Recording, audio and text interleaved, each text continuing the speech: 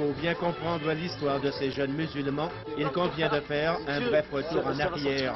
À l'époque, dans les années 50, les parents, pour se faire une santé financière, sont arrivés en France avec l'espoir de repartir très vite au pays. Les jeunes vivent avec leurs parents qui leur disent toujours, tous les ans, le père dit « Ah ben l'année prochaine, on rentre définitivement au bled ». Et ça peut durer 30 ans. Donc là, c'est un problème parce que le jeune pense peut-être qu'il y a toujours un retour au bled et il ne s'autorise pas vraiment un investissement, en tout cas positif, dans cette structure, dans ces lieux. Le seul investissement qu'il peut faire, ça ne peut être dans la destruction, parce que ça ne l'engage à rien, puisque ce n'est pas sa société. Ce discours, on l'entend partout, mais dans les quartiers, il y a aujourd'hui de la part d'une grande partie de ces jeunes une volonté farouche de vouloir s'en sortir. Malheureusement, il y a une cassure qui existe depuis des années et ça, on ne peut l'enlever d'un coup de baguette magique. Ah non, c'est pas pareil parce que centre-ville c'est fils à papa. Ici c'est pas. On n'a pas la thune à gogo. On est bien, on vit heureux avec ce qu'on a et puis c'est tout. Par exemple, on va chercher du travail ou qu'on va quelque part, hein. Quand tu viens d'où? Tu viens de l'Azur, tu viens d'Orgeval, et tout de suite c'est un peu craignos. Ouais.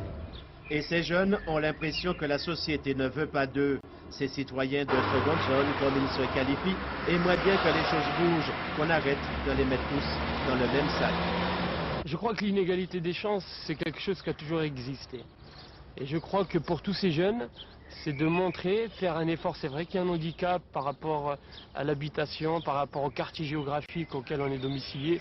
Il est vrai que tout ça, c'est des handicaps qui font qu'on doit se surpasser. Au niveau de la société française, essayer de leur montrer que ces jeunes-là, ce n'est pas que de la violence. Ce jeune-là, ce n'est pas que de la haine. Ces jeunes-là, et éviter un petit peu cette culture de haine, ces préjugés qui sont des deux côtés. Aussi bien des jeunes qui disent la société ne veut pas de nous, donc nous on ne veut pas d'elle.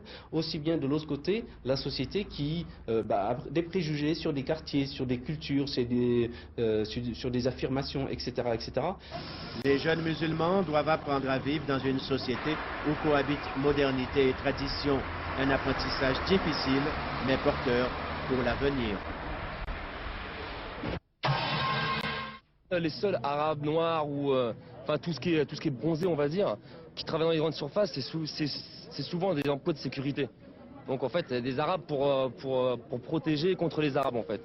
Ras-le-bol des jeunes du quartier Orgeval à Reims, 100 à 150 d'entre eux ont manifesté pour dénoncer la discrimination à l'emploi, notamment celle de Coranor. Une délégation a été reçue par le directeur de la grande surface. Si rien ne bouge, les familles menacent de boycotter l'établissement.